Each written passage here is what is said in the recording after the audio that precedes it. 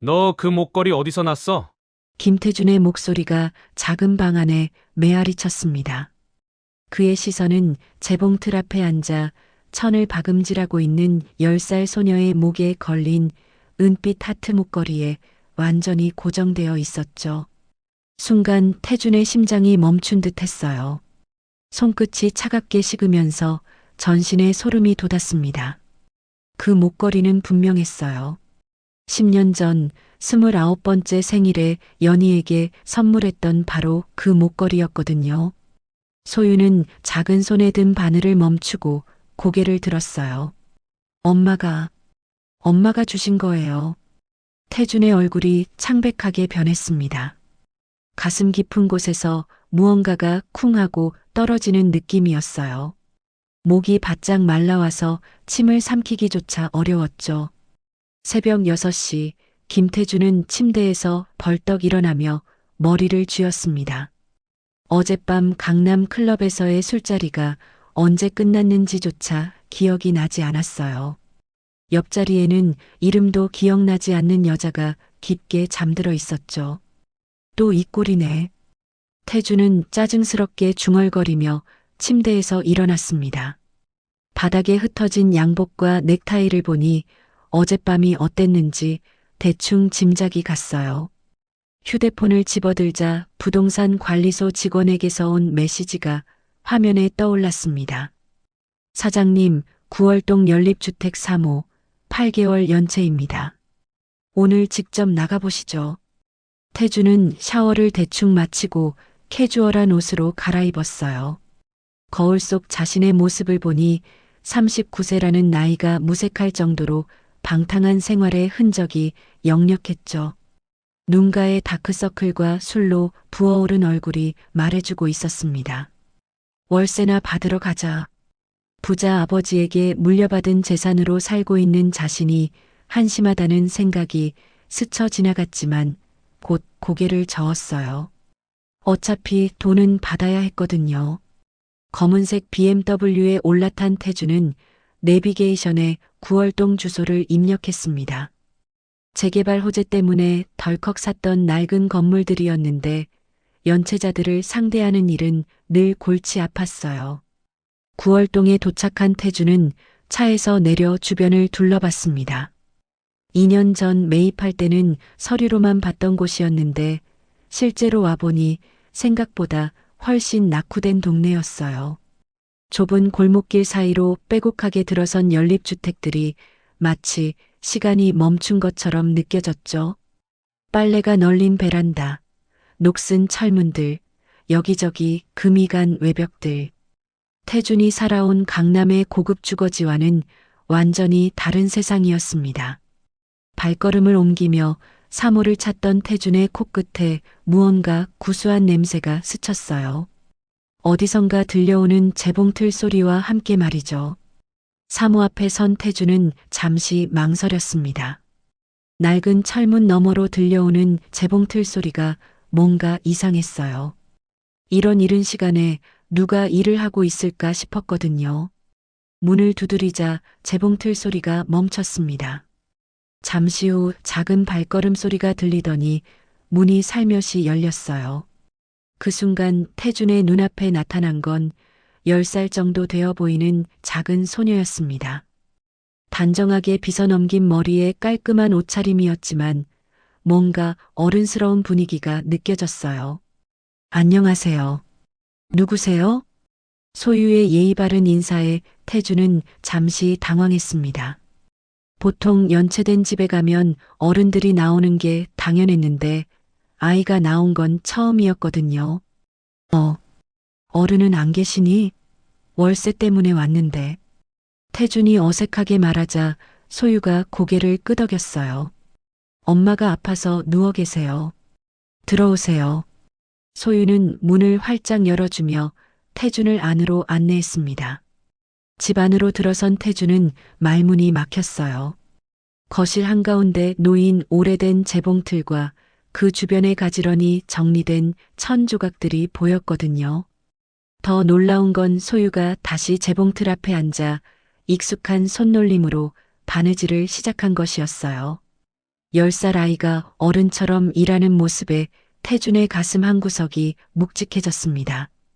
소유가 집중해서 바느질하는 모습을 지켜보던 태준은 문득 아이의 목에 걸린 목걸이를 발견했어요. 은빛으로 반짝이는 작은 하트 펜던트가 눈에 들어온 순간 태준의 온몸에 전율이 흘렀습니다. 그건 분명히 10년 전 연희에게 선물했던 목걸이였어요. 뒷면에 새겨진 YH라는 이니셜까지 선명하게 기억났거든요. 태준의 입술이 바짝 말라왔습니다. 심장이 쿵쿵거리며 가슴이 답답해졌어요. 손끝이 떨려와서 주먹을 꽉 쥐어야 했죠. 설마, 이럴 리가. 너 그 목걸이 어디서 났어? 태준의 목소리는 떨리고 있었습니다. 자신도 모르게 나온 질문이었지만 답을 듣기가 무서웠어요. 소유가 목걸이를 살짝 만지작거리며 대답했습니다. 엄마가 주신 거예요. 엄마가 가장 소중히 하시는 거라고 하셨어요. 그 순간 태준의 세상이 흔들렸습니다. 소유의 대답을 들은 태준은 한동안 말을 잇지 못했습니다. 목걸이를 바라보며 서 있는데 갑자기 10년 전의 기억들이 물밀듯이 밀려왔어요. 마치 오래 잠겨있던 상자가 열리는 것처럼 말이죠. 태준의 눈앞에 그때 그 장면이 선명하게 펼쳐졌습니다. 홍대 근처 작은 액세서리 가게에서 연희와 함께 목걸이를 고르던 그날이었어요. 29살 생일을 맞은 연희가 너무 비싸다며 사양하는데도 태준은 기어이 그 목걸이를 사주었거든요. 이거 정말 예뻐. 하지만 태준아, 너무 비싸잖아. 내 여자친구 생일 선물인데 뭐가 비싸. 그냥 받아. 그때 연희의 환한 웃음소리가 귓가에 맴돌았습니다. 목걸이를 걸어주며 느꼈던 그녀의 따뜻한 체온과 달콤한 향수 냄새까지 생생하게 되살아났어요. 태준의 기억은 더 깊은 과거로 흘러갔습니다. 연세대 경영학과 3학년이었던 자신과 같은 과인 연희를 처음 만났던 순간까지 말이죠. 도서관에서 경제학 과제를 하던 중이었어요. 태준이 어려워하고 있을 때 옆자리에 앉아있던 연희가 조심스럽게 도움을 청했던 거였습니다. 선배님, 죄송한데 이 부분 좀 알려주실 수 있을까요? 연희의 맑고 깨끗한 눈빛에 태준은 단번에 마음을 뺏겼어요. 화장기 없는 깔끔한 얼굴과 단정한 차림새가 너무나 순수해 보였거든요. 부유한 집안에서 자란 태준에게는 새로운 매력이었죠. 그날부터 둘은 자연스럽게 가까워졌습니다. 도서관에서 함께 공부하고 학교 앞 작은 카페에서 커피를 마시며 대화를 나누었어요. 태준에게 연희는 지금까지 만나본 여자들과는 완전히 달랐습니다. 연희는 태준의 집안 배경을 모르고 있었어요. 태준도 일부러 숨기지는 않았지만 굳이 자랑하지도 않았거든요.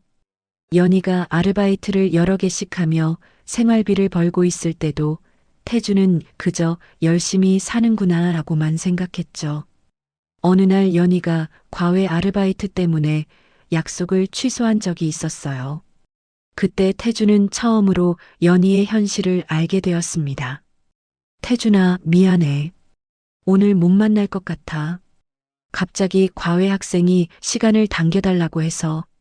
전화기 너머로 들려오는 연희의 목소리는 피곤해 보였어요. 하루에 3군데씩 과외를 다니며 학비와 생활비를 벌고 있다는 얘기를 들었을 때 태준의 가슴이 짠해졌던 기억이 났습니다. 그 다음날 태준은 연희를 위해 작은 선물을 준비했어요. 비싸지 않은 책가방이었지만 연희는 정말 좋아했거든요. 그런 소소한 행복들이 두 사람의 사랑을 더욱 깊게 만들었죠. 교제한 지 1년이 지났을 때 태준은 연희를 집에 데려가기로 결심했습니다. 어머니께 정식으로 소개하고 싶었거든요. 하지만 그 결정이 모든 것을 바꿔버릴 줄은 몰랐어요. 강남 대치동에 있는 태준의 집은 연희가 상상했던 것보다 훨씬 컸습니다. 3층짜리 단독주택에 정원까지 딸린 대저택이었거든요. 현관에 들어서며 연희의 표정이 굳어지는 게 보였어요. 태준아, 여긴 우리 집이야. 들어가자. 태준의 어머니 정숙은 거실에서 기다리고 있었습니다. 고급 정장을 차려입고 귀족적인 자세로 앉아 있는 모습이 위압적이었어요. 연희는 긴장한 채로 정중하게 인사했지만 정숙의 표정은 냉랭했죠. 안녕하세요. 서연희입니다. 그래요. 앉아보세요. 그 짧은 대화 속에서도 공기의 냉기가 느껴졌습니다. 정숙은 연희를 위아래로 훑어보며 품정했어요. 연희의 소박한 옷차림과 수수한 외모를 살펴보는 시선이 따가웠거든요. 정숙은 연희에게 여러 가지 질문을 던졌습니다. 겉으로는 관심 있는 듯 했지만 실제로는 연희의 배경을 파악하려는 의도였어요. 부모님은 뭘 하시나요? 아버지는 공장에서 일하시고 어머니는 식당에서 일하십니다. 연희의 대답에 정숙의 눈빛이 더욱 차가워졌어요. 태주는 어머니의 변화를 느꼈지만 설마 했던 거죠. 학비는 어떻게 마련하세요? 아르바이트와 장학금으로 해결하고 있습니다. 정숙은 더 이상 질문하지 않았어요. 하지만 그 침묵이 더 무서웠습니다. 태주는 어머니와 연희 사이의 어색한 분위기를 풀어보려 했지만 쉽지 않았어요. 저녁 식사 시간 내내 정숙은 연희를 무시했습니다. 대화에 끼워주지도 않고 시종 차가운 태도를 유지했거든요.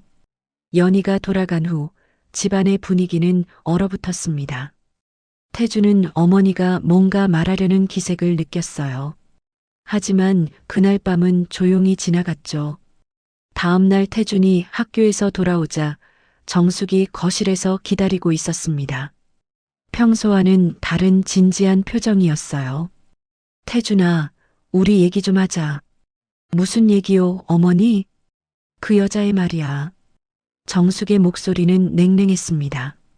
태준의 가슴이 불길한 예감에 두근거렸어요. 연희가 어떻다는 거예요? 너 정신 차려. 우리랑 맞지 않는 애야. 그 한마디에 태준의 머릿속이 하얘졌습니다. 어머니가 연희를 반대한다는 걸 직감적으로 알았거든요. 정숙은 냉정하게 현실을 지적했습니다. 연희의 가정 배경, 경제적 상황, 그리고 무엇보다 계층의 차이를 강조했어요.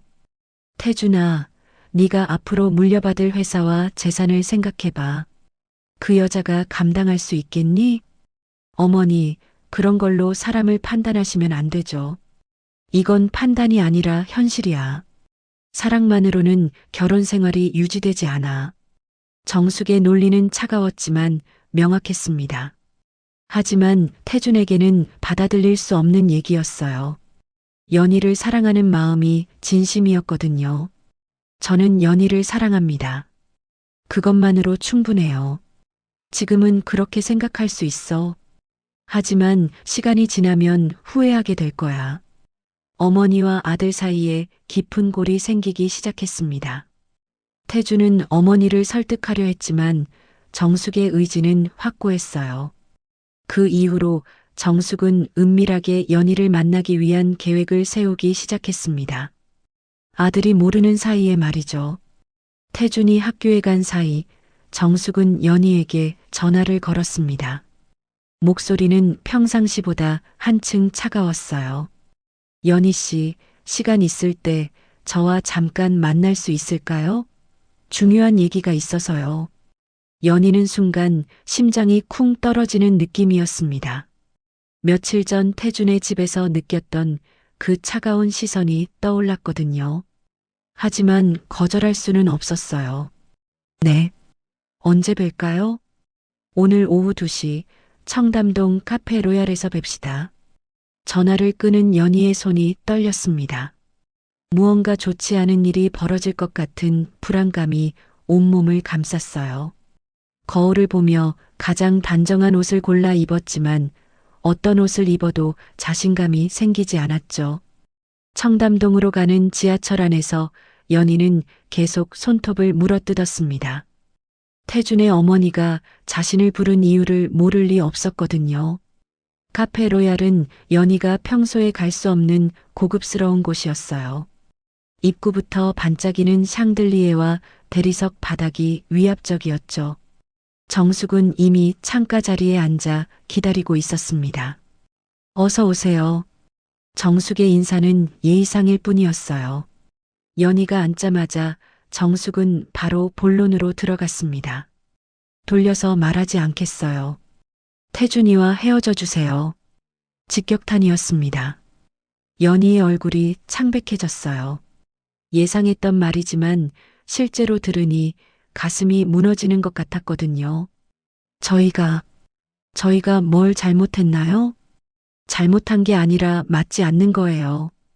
연희 씨도 현실을 봐야죠. 정숙은 핸드백에서 은행 봉투를 꺼내 테이블 위에 놓았습니다. 두툼한 봉투를 보는 순간 연희의 숨이 막혔어요. 이건 5천만 원입니다. 연희 씨가 새로운 인생을 시작하기에 충분할 거예요. 연희는 봉투를 바라보며 눈물이 왈칵 쏟아질 것 같았어요. 하지만 참았습니다. 이런 자리에서 울면 안 된다는 자존심이 남아 있었거든요. 태준이는 알고 있나요? 모릅니다. 그리고 알 필요도 없어요. 연희 씨가 조용히 사라져주면 되는 거니까요. 정숙의 말은 날카로웠어요. 마치 차갑게 벼린 칼날 같았죠. 저는 태준이를 진심으로 사랑해요. 사랑만으로 살 수 있나요? 연희 씨 아버지 월급이 얼마죠? 200만 원? 300만 원? 태준이가 한 달에 쓰는 용돈보다 적을 텐데요. 정숙은 연희의 아픈 곳을 정확히 찔렀습니다. 연희의 입술이 파르르 떨렸어요. 분노보다는 절망이 더 컸거든요. 지금 당장은 사랑으로 버틸 수 있어요. 하지만 5년, 10년 후에도 그럴 수 있을까요? 태준이가 물려받을 회사와 재산 앞에서도요? 연희는 대답할 수 없었습니다. 정숙의 말이 틀렸다고 할 수 없었거든요. 정숙은 더욱 냉정하게 현실을 들이밀었어요.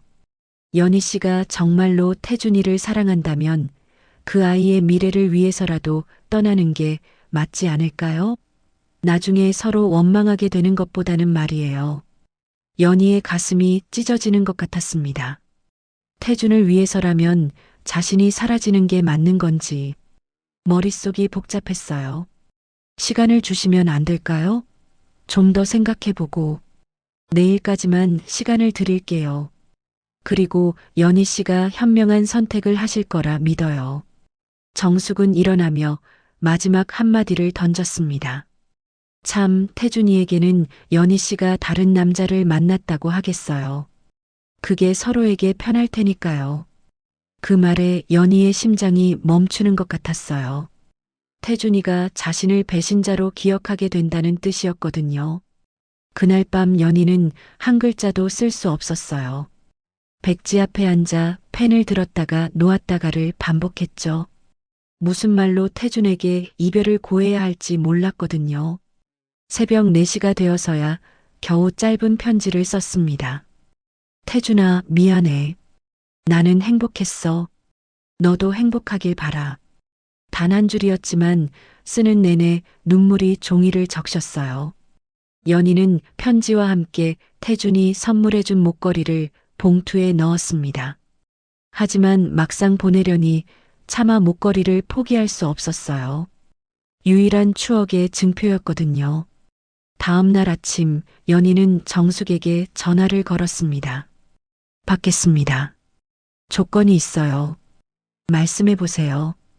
태준이에게는 제가 유학 간다고 해주세요. 다른 남자 얘기는 하지 말아주세요. 정숙은 잠시 망설이다가 동의했어요.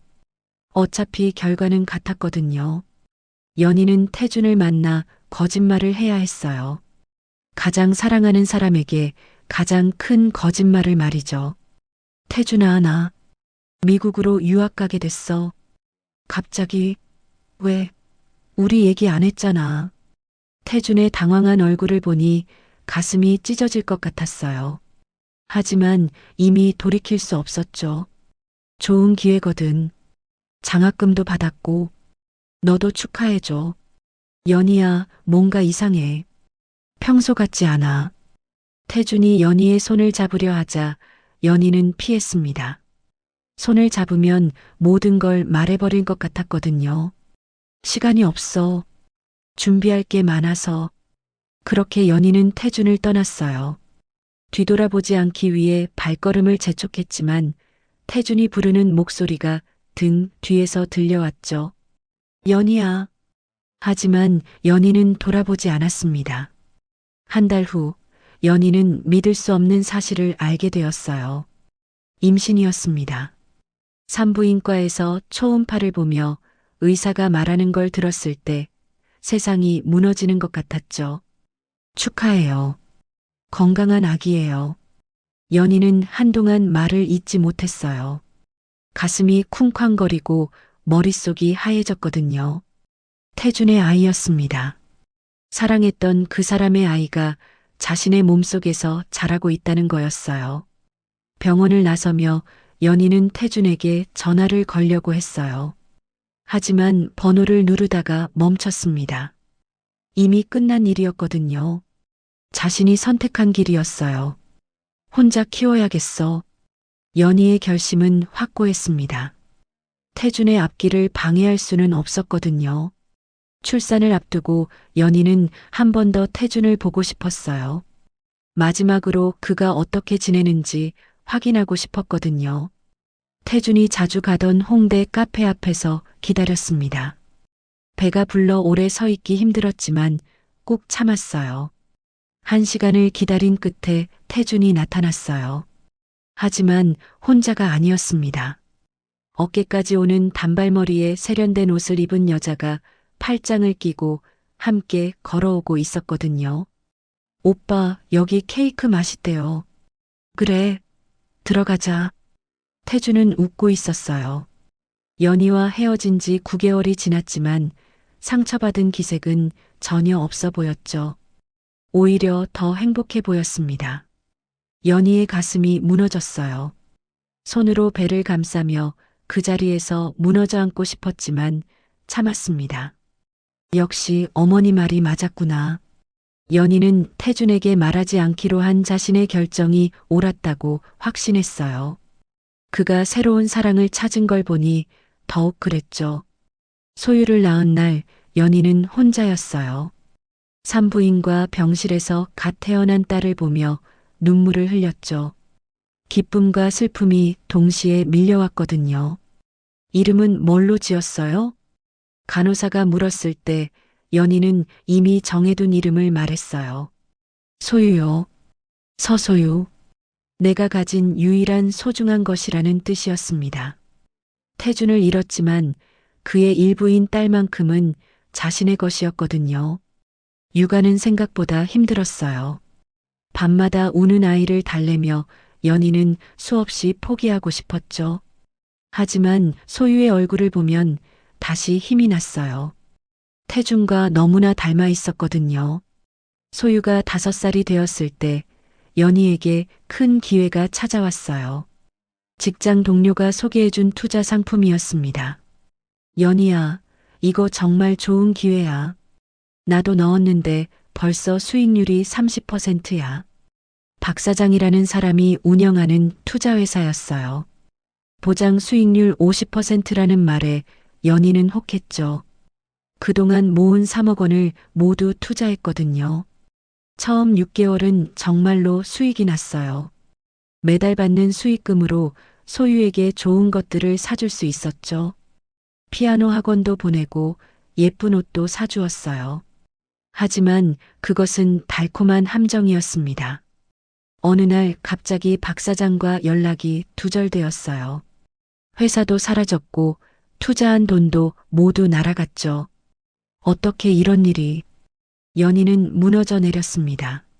3억 원이면 소유와 함께 안정된 생활을 할 수 있는 돈이었거든요. 하지만 이제 모든 게 사라졌어요. 사기를 당한 후 연희의 삶은 급격히 무너졌습니다.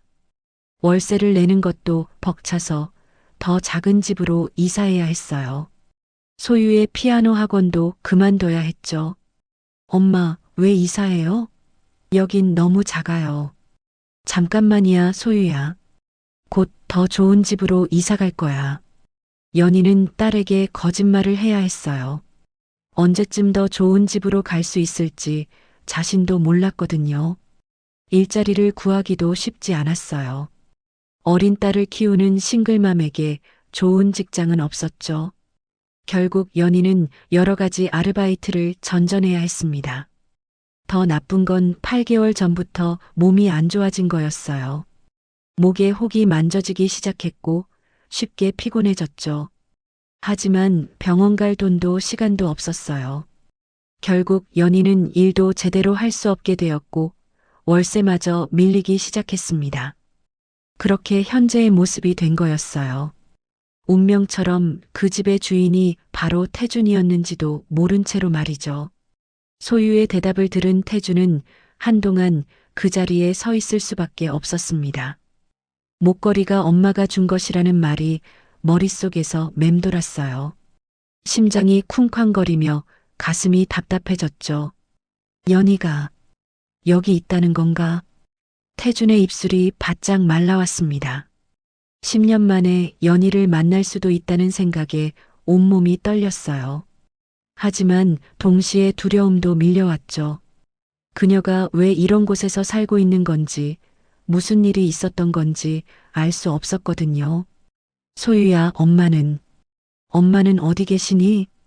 태준의 목소리가 떨렸습니다. 소유는 고개를 들어 태준을 바라봤어요.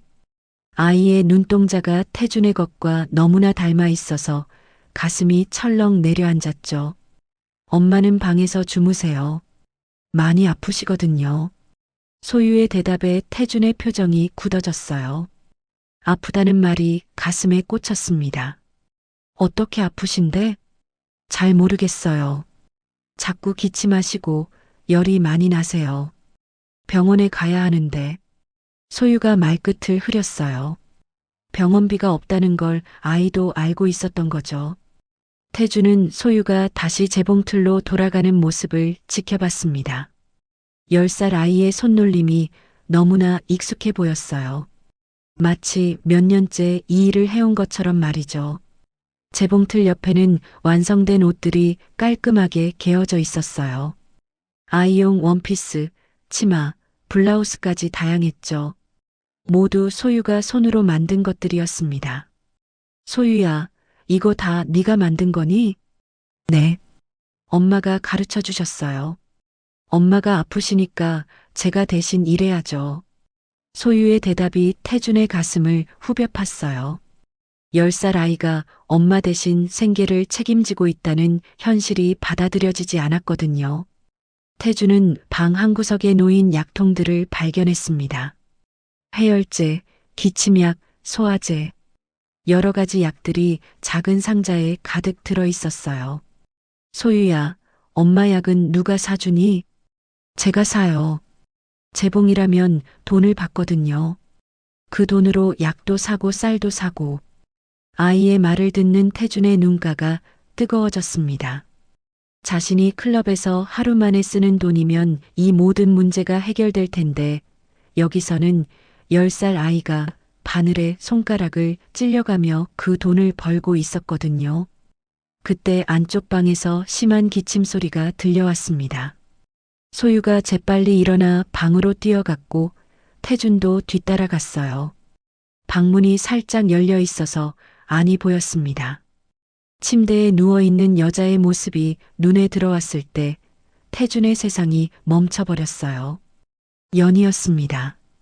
10년 전 그 모습과는 너무나 달라진 연희가 거기 누워 있었어요. 야위고 창백한 얼굴, 움푹 들어간 뺨, 거칠어진 머리카락. 마치 다른 사람 같았죠.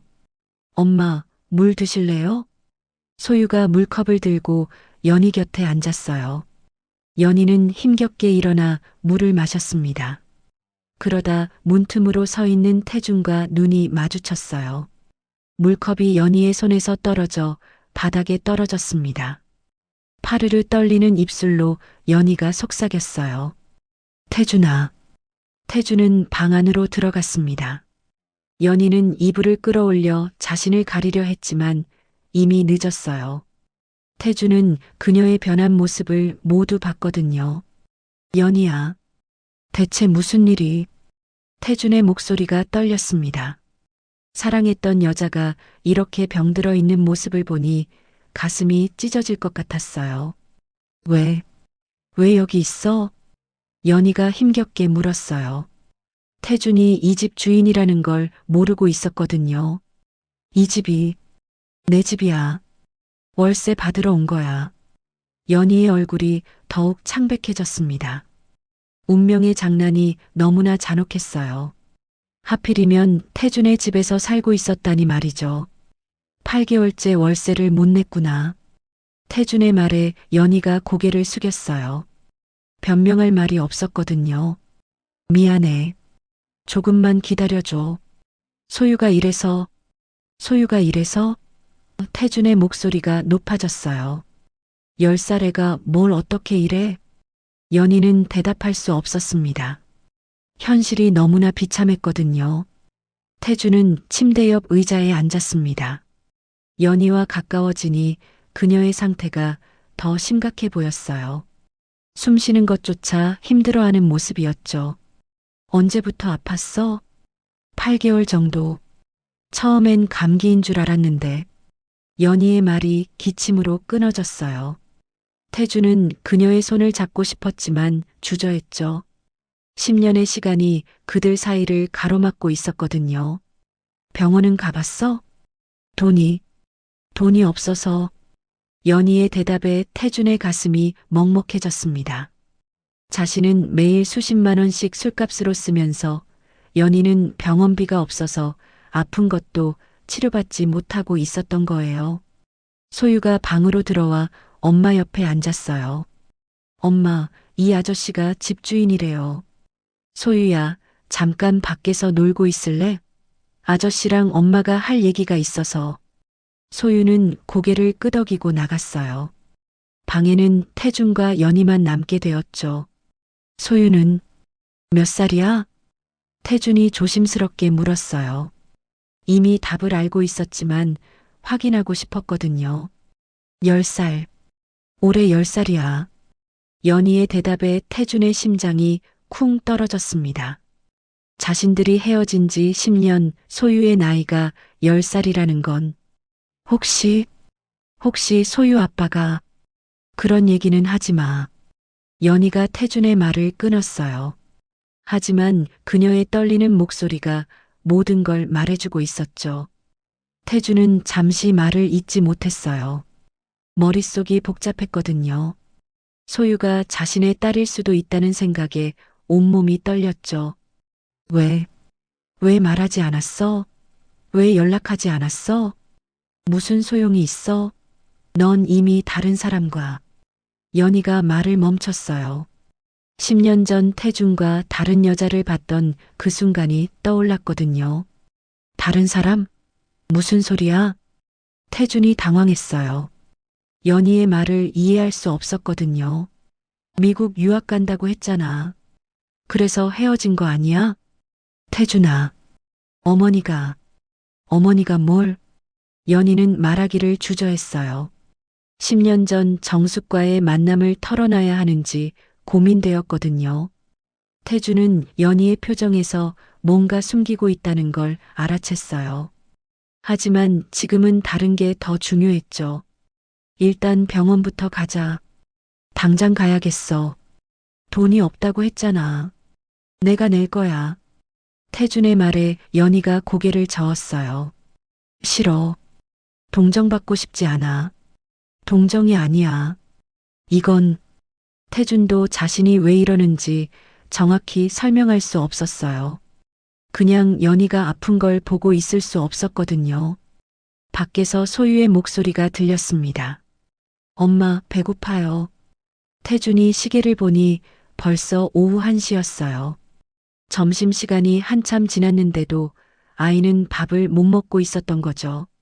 소유야, 우리 밖에서 먹을까? 태준이 방에서 나와 소유에게 말했어요. 돈 없어요.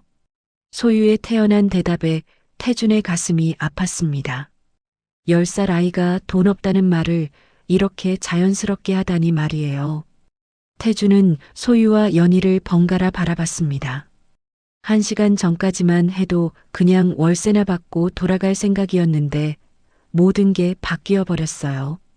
연희는 아픈 몸을 이끌고 부엌으로 향했어요. 라면이라도 끓여줄게, 소유야. 하지만 연희의 몸이 휘청거렸어요. 태준이 재빨리 달려가 그녀를 붙잡았죠. 괜찮아? 연희의 이마에 손을 대보니 열이 많이 났어요. 40도는 될 것 같았죠. 이건 정말 위험해. 당장 병원 가야겠어. 싫다고 했잖아. 연희가 태준의 손을 뿌리쳤어요. 하지만 그 순간 또다시 심한 기침이 나왔고 이번엔 붉은 기가 섞여 나왔어요. 소유가 놀라서 엄마에게 달려왔습니다. 엄마, 엄마 괜찮아요? 아이의 울먹이는 목소리에 태준의 마음이 무너졌어요. 더 이상 미룰 수 없다는 걸 알았거든요. 연희야, 제발 고집 부리지 마. 소유 생각해서라도. 태준의 간절한 목소리에 연희가 망설였어요. 소유의 눈에 고인 눈물을 보니 더 이상 버틸 수 없었거든요. 알았어. 병원 가자. 연희가 마침내 고개를 끄덕였어요. 태준은 안도의 한숨을 내쉬었죠. 소유야, 엄마랑 병원 갈 거야. 괜찮지? 소유가 고개를 끄덕이며 엄마의 손을 꼭 잡았어요. 엄마 아프지 말아요. 그 순간 태준은 뭔가 확신했어요. 이 아이가 자신의 딸이라는 걸 말이에요. 연희를 보는 눈빛, 걱정하는 표정, 모든 게 어린 시절 자신과 닮아 있었거든요. 하지만 지금은 그런 걸 따질 때가 아니었어요. 가장 급한 건 연희의 치료였죠. 태준은 휴대폰을 꺼내 개인 주치의에게 전화를 걸었습니다. 선생님, 응급환자 하나 모시고 갈게요. 준비해 주세요. 전화를 끊고 태준은 연희를 부축했어요. 10년 만에 다시 그녀의 몸을 만지는 순간이었지만 이상하게 자연스러웠죠. 가자. 늦기 전에 세 사람은 집을 나섰습니다. 태준의 BMW를 본 소유가 눈을 크게 떴어요. 우와, 진짜 큰 차다. 아이의 순수한 감탄에 태준의 입가에 쓸쓸한 미소가 번졌어요. 자신의 딸일지도 모르는 아이가 이제서야 제대로 된 차를 타보는 거였으니까요. 연희를 뒷좌석에 눕히고 소유를 옆에 앉힌 태준은 운전대를 잡았습니다. 목적지는 강남의 한 대형 병원이었어요. 운전을 하면서 태준은 생각했어요. 1시간 전까지만 해도 자신은 그냥 월세나 받으러 온 건물주였는데 지금은 옛 연인과 그 딸을 병원에 데려가고 있었죠. 인생이 이렇게 갑자기 바뀔 수 있다는 게 믿어지지 않았어요. 하지만 핸들을 잡은 손에 힘을 주며 태준은 다짐했습니다. 이번에는 연희를 혼자 두지 않겠다고 말이에요. 강남 세브란스 병원 응급실에 도착했을 때 의료진들이 재빠르게 연희를 병실로 옮겨갔습니다. 태준은 접수대에서 입원 수속을 밟고 있었고 소유는 병원 로비의 의자에 앉아 있었어요. 아저씨, 엄마 괜찮을까요? 소유의 작은 목소리에 태준의 가슴이 먹먹해졌습니다. 10살 아이가 이런 걱정을 해야 한다는 게 안타까웠거든요. 괜찮을 거야. 여기 의사 선생님들이 엄마를 잘 치료해 주실 거야. 태준이 소유 옆에 앉으며 말했어요. 가까이서 보니 소유의 얼굴이 더욱 자신과 닮아 보였죠. 특히 눈썹과 입모양이 거의 똑같았어요. 소유는 태준을 빤히 바라보더니 갑자기 물었습니다. 아저씨는 아빠 있어요? 예상치 못한 질문에 태준이 당황했어요. 응? 왜 그런 걸 물어보니? 저는 아빠가 없거든요. 엄마만 있어요. 소유의 담담한 대답에 태준의 목이 메었습니다. 아이는 아버지에 대한 그리움을 숨기려 애쓰고 있었거든요. 병원 카페테리아에서 소유와 함께 앉아 있던 태주는 아이의 말 한마디 한마디에 집중했어요. 혹시나 해서 음료수와 샌드위치를 시켜줬는데 소유가 너무 맛있게 먹는 모습을 보니 평소에 제대로 된 음식을 못 먹고 있었다는 걸 알 수 있었죠. 아저씨, 차 정말 멋있어요. 나중에 저도 그런 차 가질 수 있을까요? 당연히 가질 수 있어. 열심히 공부하면 뭐든 할 수 있단다. 태준의 대답에 소유의 눈이 반짝였어요. 저는 지금 학교 안 다녀요. 엄마가 아프셔서 집에서 공부해요. 그래. 그럼 뭘 좋아하니? 수학? 국어? 음악이요. 피아노 치는 걸 좋아해요. 전에 학원 다닐 때 선생님이 제가 재능이 있다고 하셨어요. 소유가 말하는 동안 손가락으로 테이블 위에 피아노를 치는 흉내를 냈어요. 그 모습이 너무나 사랑스러워서 태준의 입가에 미소가 번졌죠. 그럼 나중에 피아니스트가 되고 싶구나? 네. 큰 무대에서 연주하고 싶어요. 그리고 엄마에게 예쁜 드레스도 사주고. 아이의 순수한 꿈을 들으며 태준의 눈가가 촉촉해졌습니다. 아저씨는 어떤 아빠예요? 소유가 갑자기 물었어요. 태준이 당황하자 소유가 설명했죠. 아, 미안해요. 아저씨가 아빠라는 게 아니라 아저씨의 아빠가 어떤 분이냐고 물어본 거예요. 태준은 잠시 생각했어요. 자신의 아버지는 엄격하지만 사랑이 많은 사람이었거든요. 우리 아빠는 바쁜 분이셨지만 나를 많이 사랑해 주셨어. 주말에는 꼭 같이 야구 보러 가거나 놀이공원에 데려가 주셨지. 좋겠어요. 저도 아빠랑 그런 거 해보고 싶어요. 소유의 말에 태준의 가슴이 철렁했어요. 만약 소유가 정말 자신의 딸이라면 지금까지 그런 추억을 만들어주지 못한 거였거든요. 소유야, 아빠에 대해 궁금한 게 많구나? 네. 엄마는 아빠 얘기를 안 해주세요. 물어보면 나중에 말해주겠다고만 하시거든요.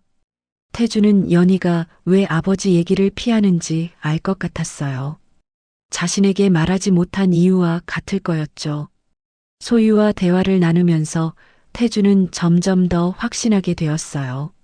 아이의 말투, 표정, 심지어 웃는 모습까지 모든 게 자신과 닮아 있었거든요. 아저씨, 제 목걸이 왜 그렇게 쳐다봤어요? 소유가 갑자기 물었어요.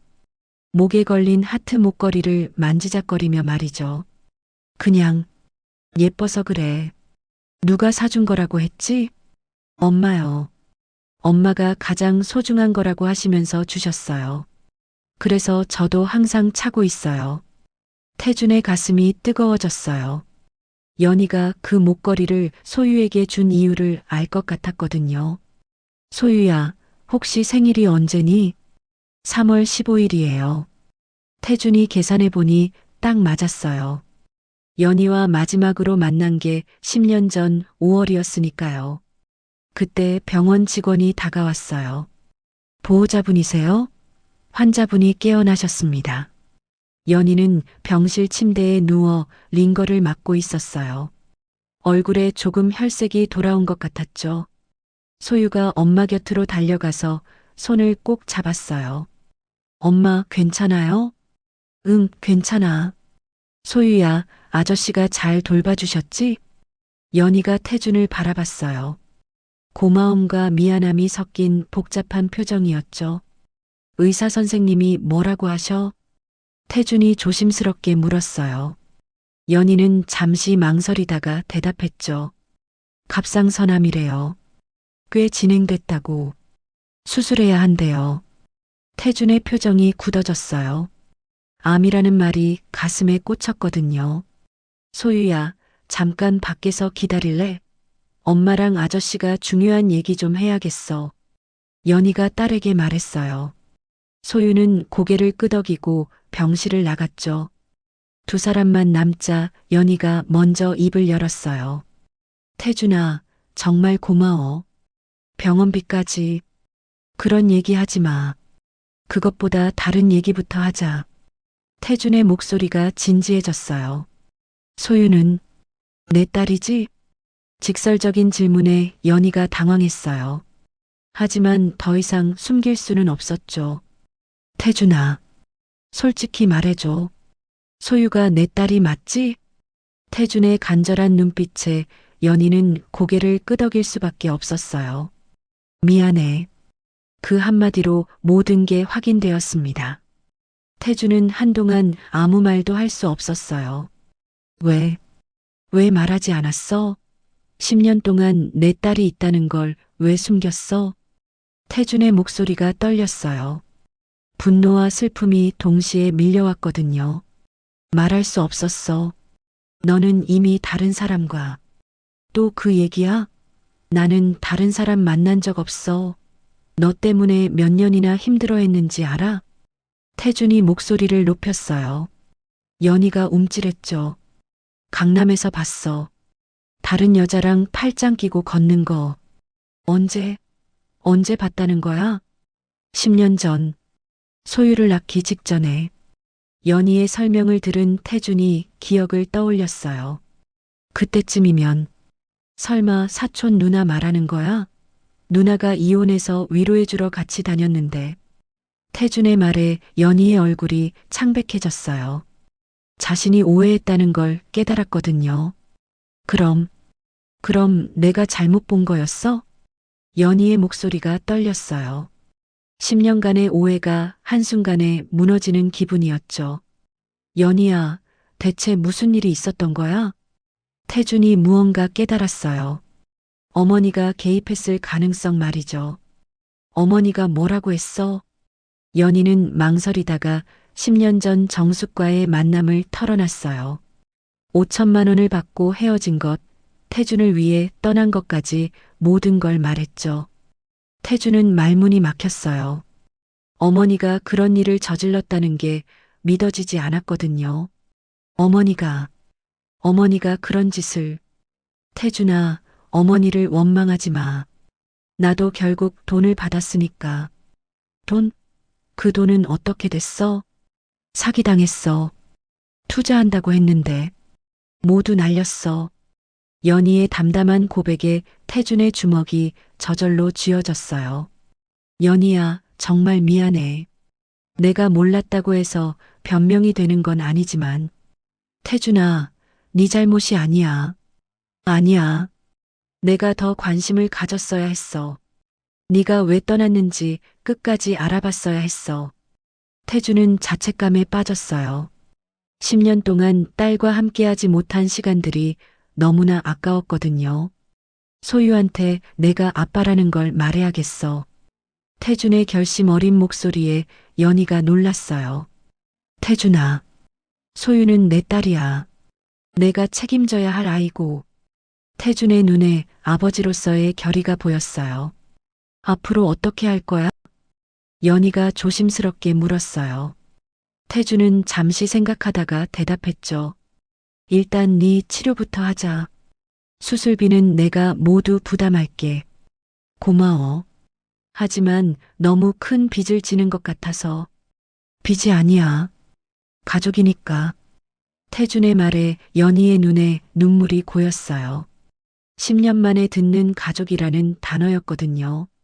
그리고 소유도 이제 제대로 된 교육을 받아야 해. 학교도 보내고 피아노 학원도 다시 다니게 해주고 싶어. 소유가 피아노 좋아하는 걸 어떻게 알아? 아까 얘기했거든. 피아니스트가 되고 싶다고. 태준의 얼굴에 아버지의 미소가 번졌어요. 딸의 꿈을 지켜주고 싶은 마음이었죠. 태준은 연희와 소유를 병원에 남겨두고 곧바로 대치동 집으로 향했습니다. 핸들을 잡은 손에 힘이 들어가 하얗게 변할 정도였어요. 가슴 속에서는 분노와 배신감이 끓어오르고 있었거든요. 어머니가 정말 그런 짓을 했을까? 하지만 연희의 이야기가 너무나 구체적이었어요. 5천만 원, 청담동 카페 로얄, 모든 퍼즐이 맞아떨어지고 있었죠.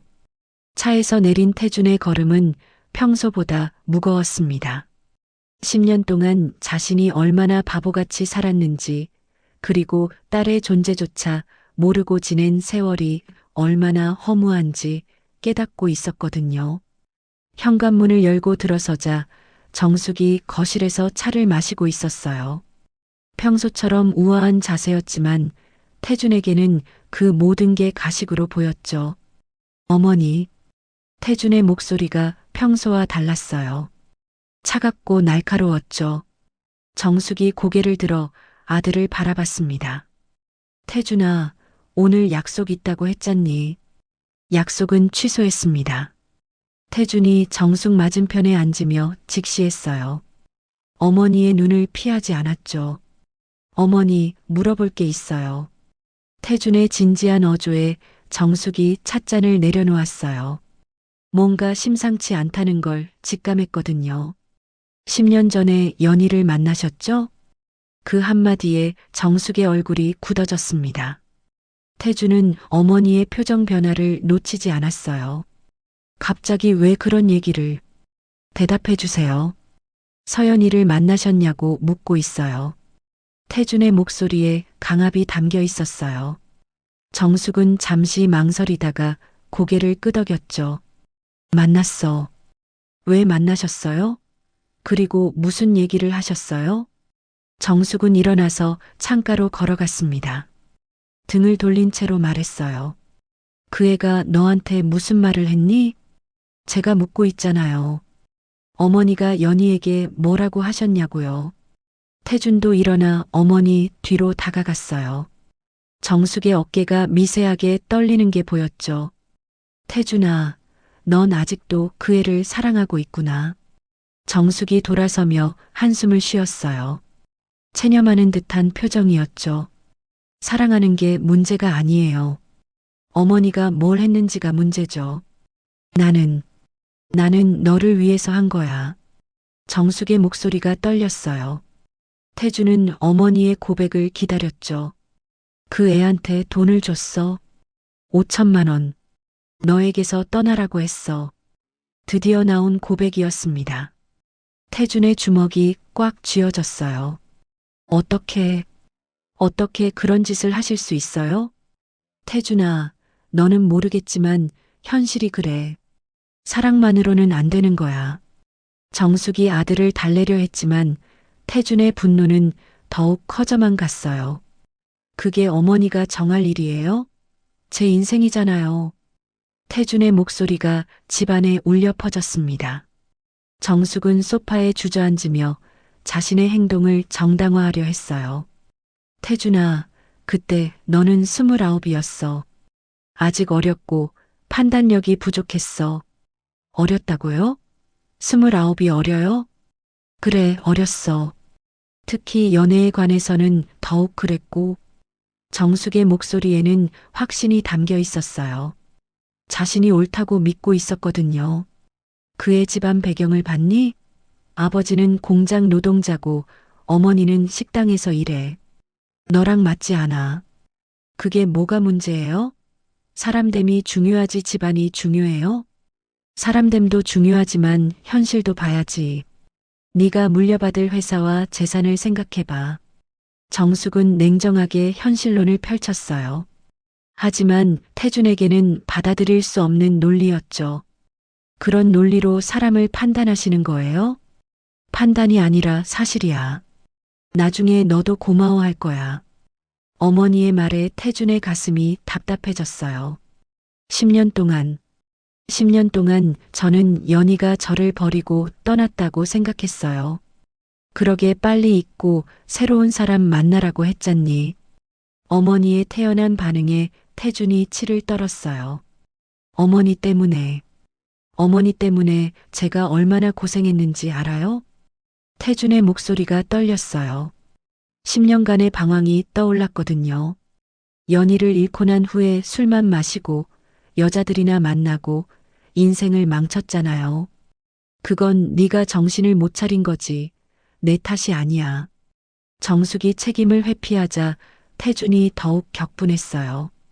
어머니 탓이 아니라고요? 제가 사랑하는 사람을 빼앗아 놓고? 빼앗은 게 아니라 너를 위해서 한 거라고. 어머니와 아들의 목소리가 점점 높아졌어요. 위해서요?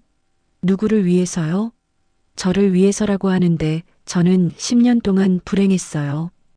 태준이 소리쳤습니다. 그동안 쌓인 모든 분노가 폭발하는 순간이었어요. 그것만이 아니에요, 어머니. 태준이 차갑게 말했어요. 연희에게는 제 아이가 있어요. 제 딸이 있다고요. 정숙의 얼굴이 창백해졌어요. 이건 예상하지 못한 일이었거든요. 뭐라고? 10살 된 딸이 있어요. 소유라는 아이가. 제가 아빠라는 것도 모른 채 지금까지 살아왔어요. 태준의 말에 정숙이 소파에 주저앉았어요. 그럼 그때 그 애가 임신이었다는 거니? 네. 그런데 저한테 말하지 않고 혼자 낳아서 키웠어요. 어머니 때문에. 태준의 목소리에 절망이 섞여 있었어요. 10년 동안 제 딸과 함께하지 못했어요. 첫걸음도, 첫말도, 생일도 모두 놓쳤어요. 정숙은 아무 말도 할 수 없었어요. 자신의 행동이 이런 결과를 가져올 줄은 몰랐거든요. 태준아, 나도 몰랐어. 정숙의 목소리가 떨렸어요. 처음으로 자신의 행동을 후회하는 기색이 보였죠. 몰랐다고요? 정말 몰랐다고요? 정말 몰랐어. 그 애가 임신했다는 걸 알았다면 어떻게 하셨을 거예요? 그래도 돈 주고 쫓아내셨을 거 아니에요? 태준의 날카로운 질문에 정숙이 대답하지 못했어요. 어머니는 제 딸까지 빼앗아 간 거예요. 제 인생뿐만 아니라 제 가족까지. 태준의 말에 정숙의 눈에 눈물이 고였어요. 하지만 여전히 자신을 변호하려 했죠. 나는 정말 너를 위해서. 그만해요. 더 이상 변명하지 마세요. 태준이 어머니의 말을 끊었어요. 태준은 거실을 걸어다니며 자신의 지난 10년을 되돌아봤어요. 저는 그동안 뭘 했어요? 술 마시고 여자들 만나고 돈 쓰고 의미 없는 인생을 살았어요. 태준의 목소리에 자괴감이 묻어 있었어요. 연희는 그 어려운 와중에도 혼자서 아이를 키우고 제 딸은 10살인데 벌써 어른처럼 살고 있어요. 태준아, 어머니가 원하던 대로 살았죠. 부잣집 도련님답게 책임감 없이 방탕하게 말이에요. 태준의 말에 정숙이 고개를 숙였어요. 그런데 제가 행복해 보였어요? 정숙은 대답할 수 없었어요. 태준이 행복하지 않다는 걸 알고 있었거든요. 이제 달라질 거예요. 태준이 결심에 찬 목소리로 말했어요. 연희와 소유를 제대로 돌볼 거예요. 지난 10년의 빈자리를 채우려고 노력할 거고요. 태준아, 그러려면 어머니가 또 방해하실 건가요? 태준의 날카로운 말에 정숙이 위축되었어요. 그런 게 아니라 그냥 신중하게 생각해 보라는 거야. 10년 동안 충분히 생각했어요. 이제는 행동할 때예요.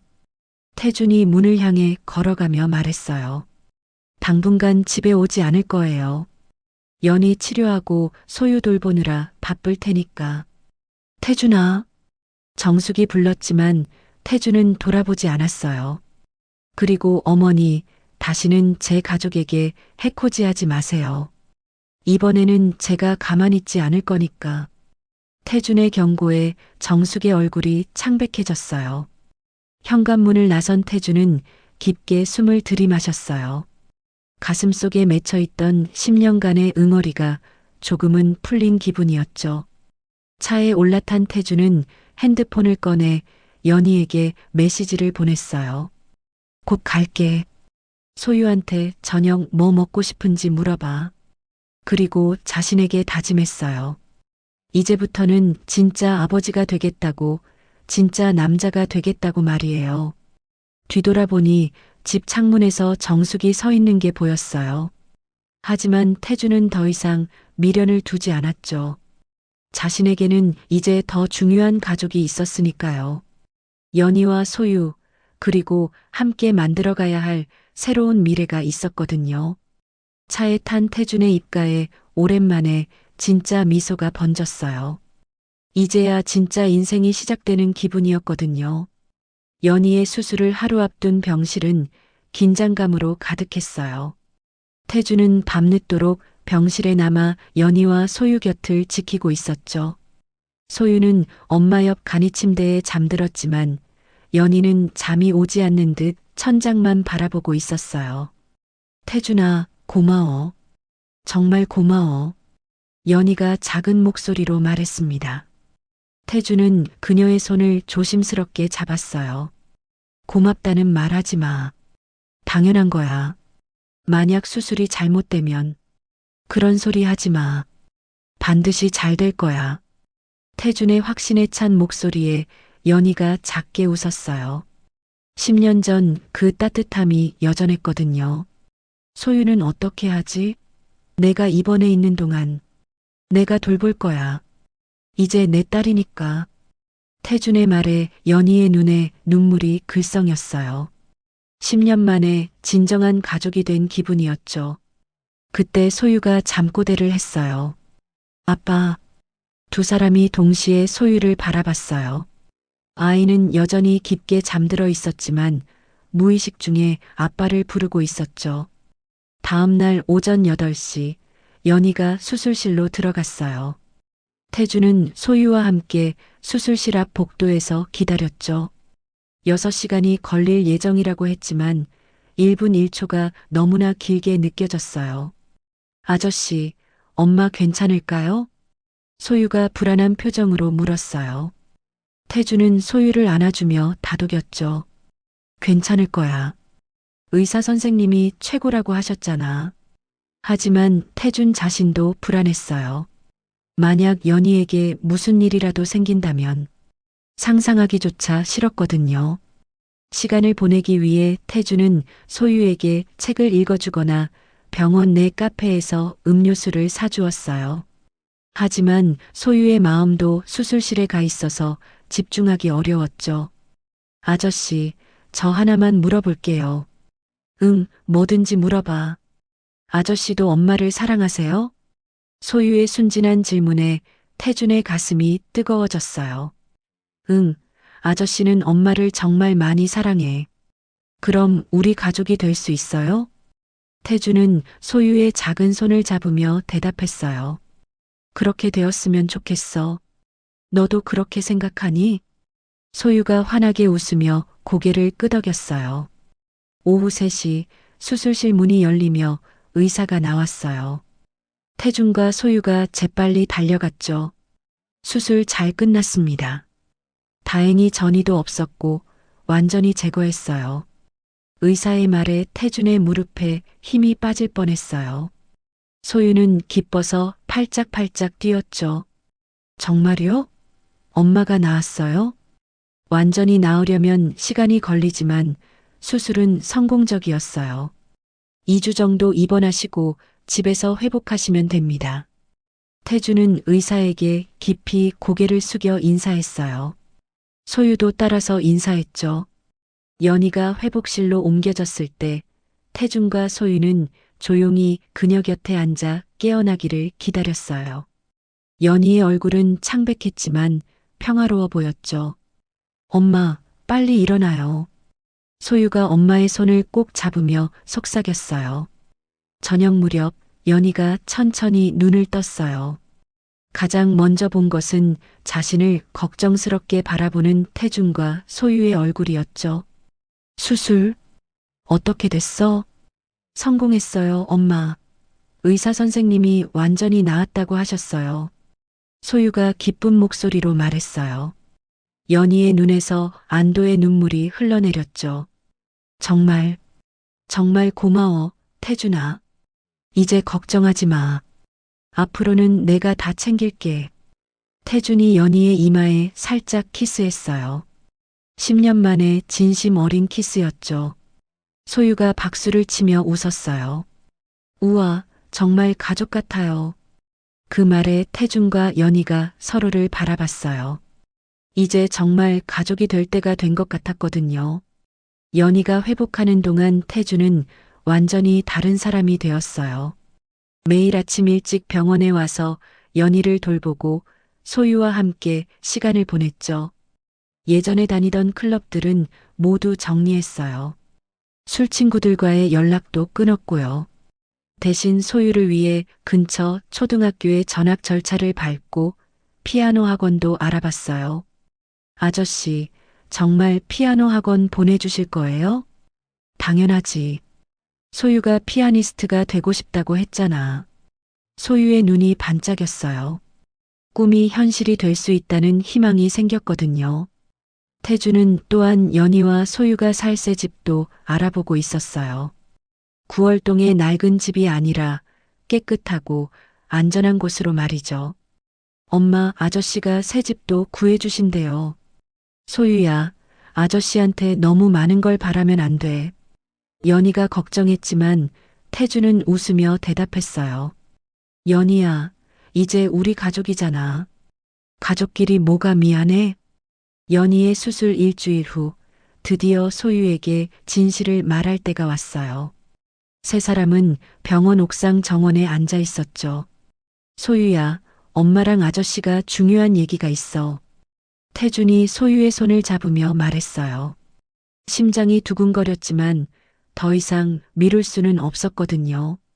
소유야, 사실 아저씨가 너의 아빠야. 잠깐의 침묵이 흘렀어요. 소유가 태준을 빤히 바라보더니 갑자기 환하게 웃었어요. 정말요? 정말 제 아빠세요? 응, 정말이야. 미안해, 소유야. 지금까지 옆에 있어주지 못해서. 태준의 눈에 눈물이 맺혔어요.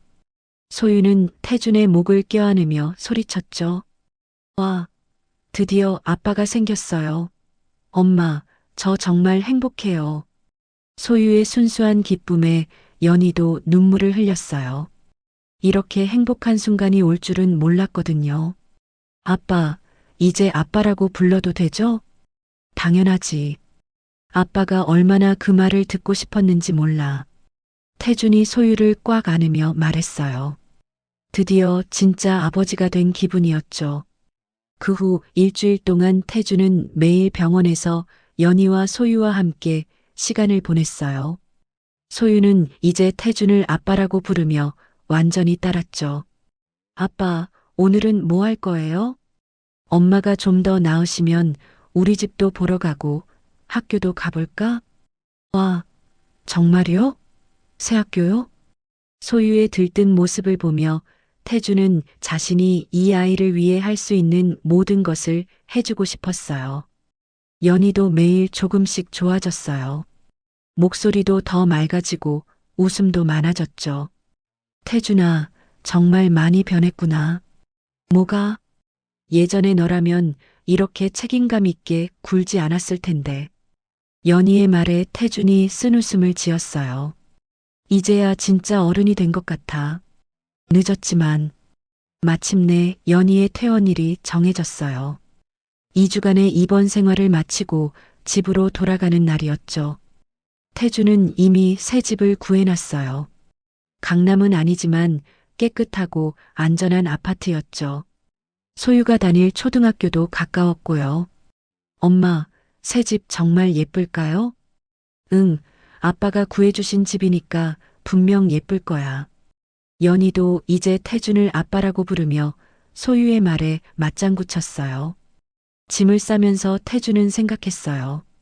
이제 정말 새로운 시작이구나.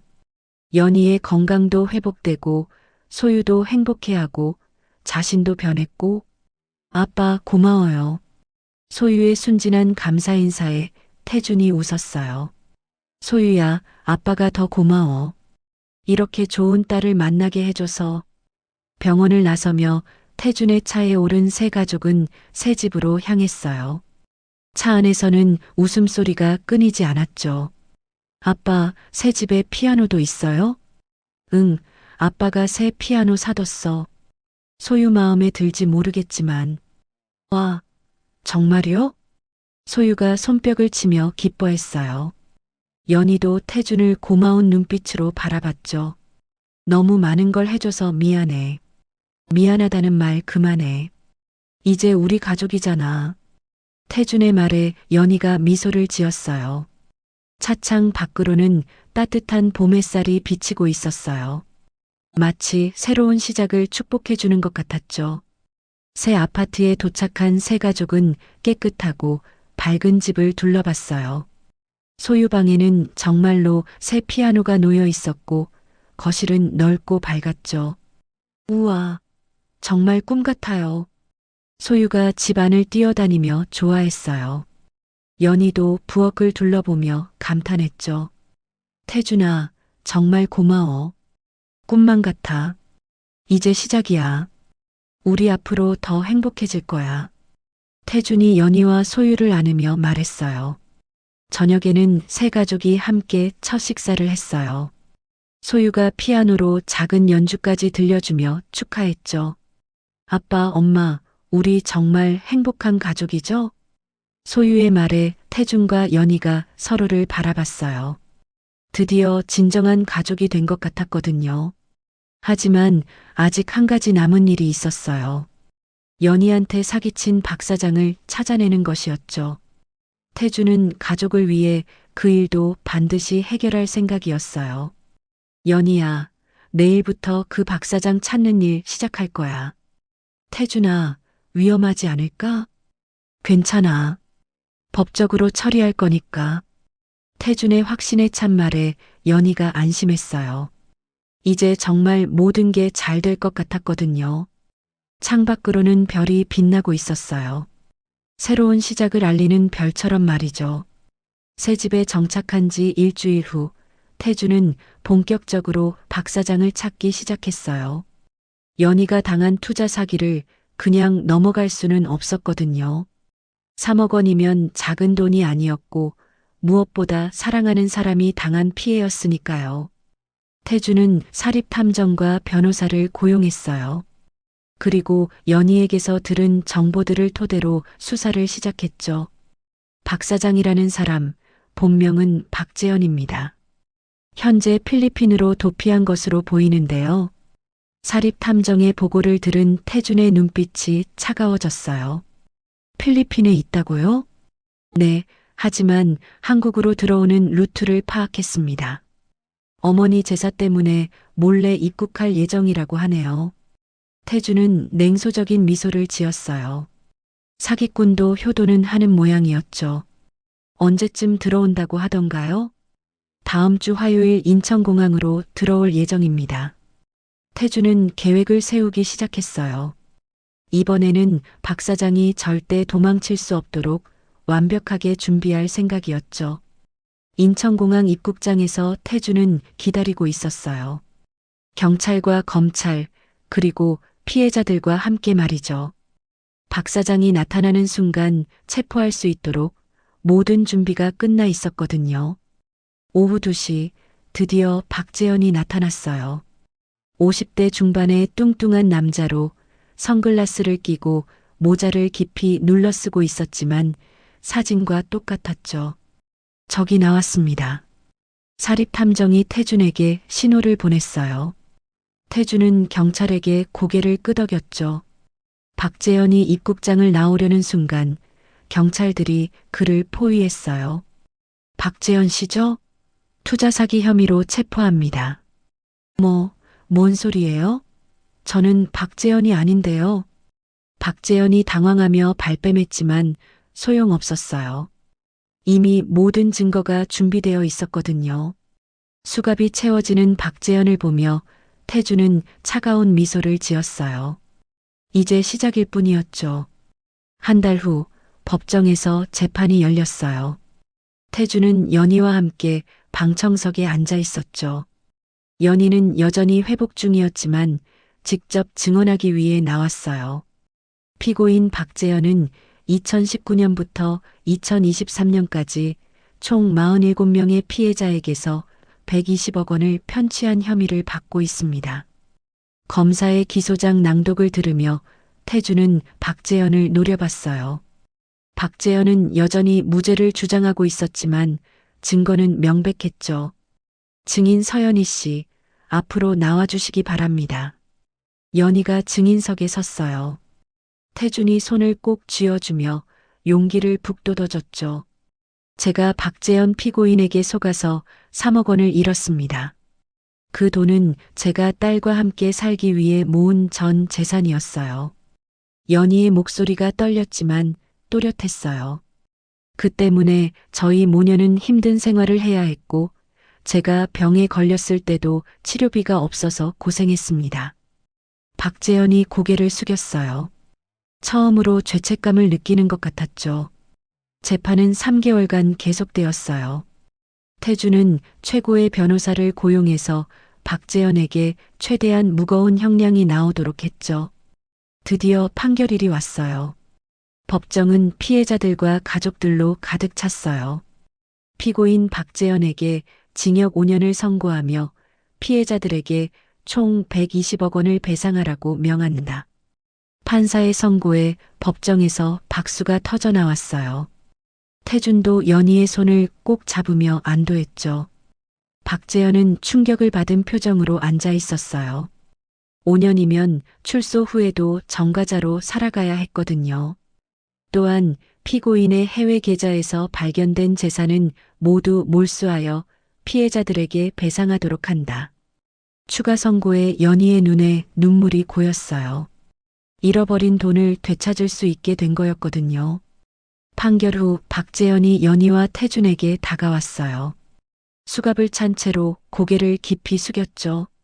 정말 죄송합니다. 제가 미쳤었어요. 이제 와서 사과해봤자 소용없어요. 태준이 차갑게 말했어요.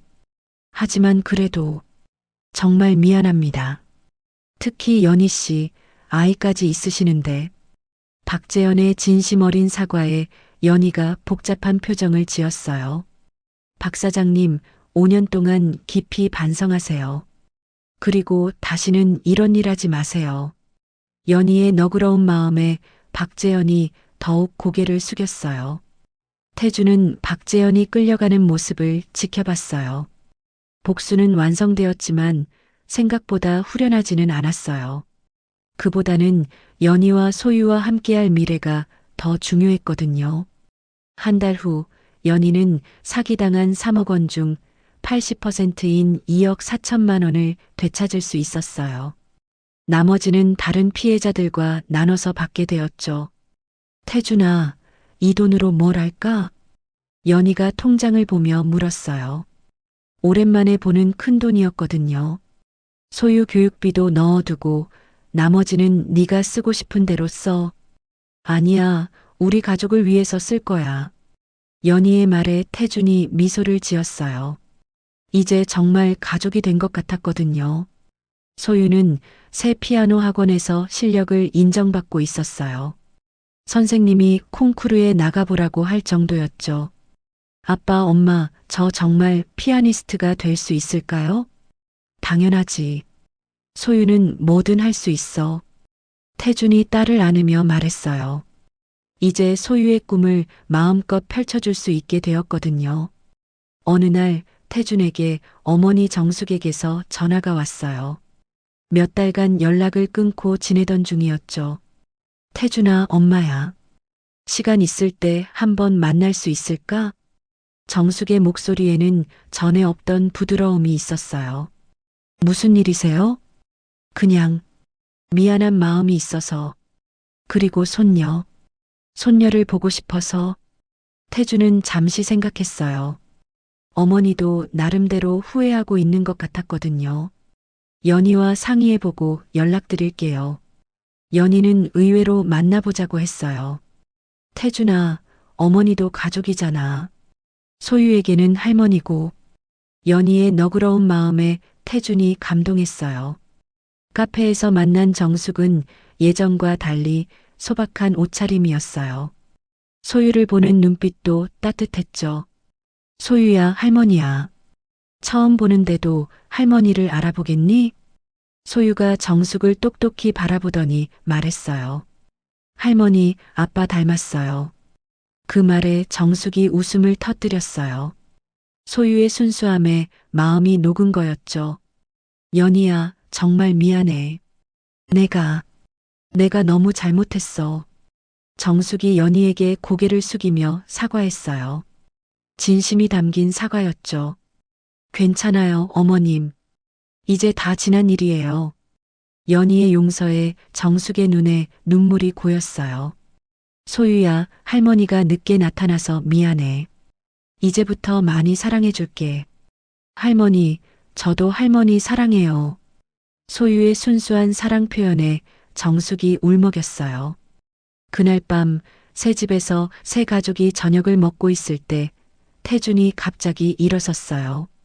연희야, 소유야, 할 말이 있어. 태준이 주머니에서 작은 상자를 꺼냈어요. 반지 상자였죠. 연희야, 10년 늦었지만 나와 결혼해 줄래? 연희가 깜짝 놀라며 손으로 입을 막았어요. 소유는 손뼉을 치며 좋아했죠. 우와, 아빠가 엄마에게 프로포즈하는 거예요? 응, 우리 정식으로 가족이 되자. 태준이 무릎을 꿇고 연희 앞에 섰어요. 서연이, 나 김태준과 결혼해서 평생 함께 해줄래? 연희의 눈에서 눈물이 흘러내렸어요. 10년을 기다린 프로포즈였거든요. 네, 네, 좋아요. 연희가 고개를 끄덕이자 태준이 반지를 그녀의 손가락에 끼워줬어요. 소유가 박수를 치며 소리쳤어요. 만세, 우리 진짜 가족이 됐어요. 그날부터 새 가족은 결혼 준비에 바빴어요. 소유는 들러리 역할을 맡았고 정숙도 적극적으로 도와줬죠. 어머님, 정말 감사해요. 이렇게 도와주시고. 당연한 거야. 이제 진짜 가족이잖니. 정숙과 연희도 이제는 편안한 사이가 되었어요. 태주는 회사 일도 정리하고 가족과 함께하는 시간을 늘렸어요. 소유의 피아노 발표회에도 가고 연희와 데이트도 하고 정말 행복한 시간들이었죠. 아빠, 엄마, 우리 정말 행복하죠? 응, 정말 행복해. 태준이 딸과 약혼자를 안으며 대답했어요. 창밖으로는 따뜻한 봄 햇살이 들어오고 있었어요. 새로운 시작을 알리는 햇살처럼 말이죠. 박 사장에 대한 복수도 끝났고 어머니와의 화해도 이뤄졌고 무엇보다 진정한 가족이 완성되었어요. 이제 남은 건 결혼식과 함께 새로운 미래를 맞이하는 일뿐이었죠. 그날 저녁 새 가족은 소유의 피아노 연주를 들으며 저녁을 먹었어요. 소유가 연주하는 멜로디는 마치 그들의 행복을 노래하는 것 같았죠. 소유야, 정말 잘 친다. 고마워요, 아빠. 아빠와 엄마가 있어서 더 잘 칠 수 있는 것 같아요. 소유의 순수한 말에 태준과 연희가 웃었어요. 이제 정말 모든 게 완벽했어요. 사랑하는 사람들과 함께할 수 있게 되었고 과거의 상처들도 모두 치유되었거든요. 태주는 창밖을 바라보며 생각했어요. 10년이라는 긴 시간이 걸렸지만 결국 행복한 결말을 맞이할 수 있었다고. 이제 남은 건 이 행복을 영원히 지켜가는 일뿐이었죠. 5월의 화창한 토요일, 한강이 내려다 보이는 웨딩홀에서 태준과 연희의 결혼식이 열렸습니다. 10년이라는 긴 시간을 거쳐 다시 만난 두 사람의 운명적인 순간이었어요. 신부 대기실에서 연희는 순백의 웨딩드레스를 입고 있었어요. 정숙이 직접 골라준 티아라를 쓴 그녀의 모습은 정말 아름다웠죠. 연희야, 정말 공주 같구나. 우리 태준이가 평생 행복하게 해줄 거야. 정숙이 며느리의 베일을 정리해주며 말했어요. 예전의 냉랭함은 완전히 사라지고 진심 어린 축복만 남아 있었거든요. 한편 신랑 대기실에서는 태준이 넥타이를 매고 있었어요. 검은 턱시도를 입은 그의 모습은 10년 전과는 완전히 달랐죠. 이제는 진정한 남자, 진정한 아버지가 된 모습이었거든요. 아빠 떨려요?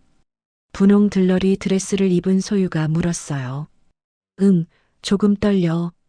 하지만 행복한 떨림이야. 태준이 딸의 머리를 쓰다듬으며 미소 지었어요. 결혼 행진곡이 웨딩홀에 울려 퍼지자 먼저 소유가 꽃을 뿌리며 입장했어요. 천사 같은 모습에 하객들이 감탄했죠. 어머, 정말 예쁜 아이네요. 아빠를 쏙 빼닮았어요. 하객들의 찬사에 소유가 더욱 당당하게 걸어갔어요. 이어서 태준이 단상에 섰습니다. 10년간의 방황을 끝내고 진정한 행복을 찾은 남자의 모습이었어요. 마침내 연희가 입장했어요. 정숙이 팔을 잡고 함께 버질로드를 걸었죠. 아버지 역할을 자청한 거였어요. 우리 며느리 평생 행복해야 해. 정숙이 작게 속삭이자 연희가 감사한 눈빛으로 고개를 끄덕였어요. 태준과 연희가 마주 선 순간 두 사람의 눈에서 동시에 눈물이 흘러내렸습니다. 10년의 기다림이 끝나는 순간이었거든요. 신랑 김태준은 신부 서연이를 평생 사랑하고 보호하며 함께할 것을 맹세하십니까? 네, 맹세합니다. 태준의 목소리에는 확신이 가득했어요. 신부 서연이는 신랑 김태준과 기쁠 때나 슬플 때나 함께할 것을 맹세하십니까? 네, 맹세합니다. 연희의 대답에도 깊은 사랑이 담겨 있었어요. 반지를 교환하는 순간 소유가 박수를 치며 외쳤어요. 아빠, 엄마 사랑해요. 그 순간 하객들이 모두 웃으며 박수를 쳤어요. 소유의 순수한 기쁨이 모든 사람에게 전해졌거든요. 이제 키스하셔도 됩니다. 목사의 선언에 태준과 연희가 입맞춤했어요. 10년 만에 다시 찾은 사랑의 키스였죠. 웨딩홀이 박수와 환호성으로 가득 찼습니다. 피로연에서 소유는 축하 피아노 연주를 들려줬어요. 아름다운 멜로디에 모든 하객들이 감동했죠. 태준이 마이크를 잡고 인사했어요. 10년 전 제가 놓쳤던 소중한 사람들을 다시 만날 수 있게 해주신 모든 분들께 감사합니다. 이제 진정한 가정을 꾸릴 수 있게 되었어요. 연희도 마이크를 받았어요. 힘든 시간 동안 포기하지 않고 기다려준 태준 오빠와 사랑으로 받아주신 어머님께 감사해요. 그리고 소유가 이제 완전한 가족을 갖게 되어서 정말 행복해요. 정숙이 마지막으로 일어나 말했어요. 제가 과거에 잘못 판단했던 일들을 이제는 연희가 용서해 주었어요. 앞으로 진짜 가족으로 행복하게 살겠습니다. 감동적인 인사말에 하객들의 뜨거운 박수가 이어졌어요. 해가 질 무렵 웨딩홀 정원에서 세 가족이 마지막 사진을 찍었어요. 노을이 지는 하늘을 배경으로 한 가족 사진은 정말 아름다웠죠. 우리 정말 행복한 가족이에요. 소유가 환하게 웃으며 말했어요. 그래, 이제 진짜 가족이 됐어. 태준이 아내와 딸을 꽉 안으며 대답했어요. 앞으로 평생 행복하게 살자. 연희가 남편과 딸을 바라보며 말했어요. 세 사람의 얼굴에는 순수한 행복이 가득했어요. 10년이라는 긴 시간을 거쳐 다시 만난 사랑, 아픔과 오해를 극복하고 이룬 진정한 가족이 완성된 순간이었거든요. 하늘에는 첫 별이 떠오르고 있었어요. 마치 그들의 행복한 미래를 축복해주는 것처럼 반짝이며 말이죠. 오늘 소윤의 가족 이야기 어떠셨나요? 이야기가 재밌으셨다면 구독과 좋아요 부탁드려요. 그리고 지금 이 순간 어디서 무엇을 하며 들어주고 계신지 댓글로 나눠주세요. 여러분의 이야기도 궁금하거든요. 여러분 가정에 따뜻한 행복이 가득하시길 바라며 오늘도 시청해주셔서 감사합니다.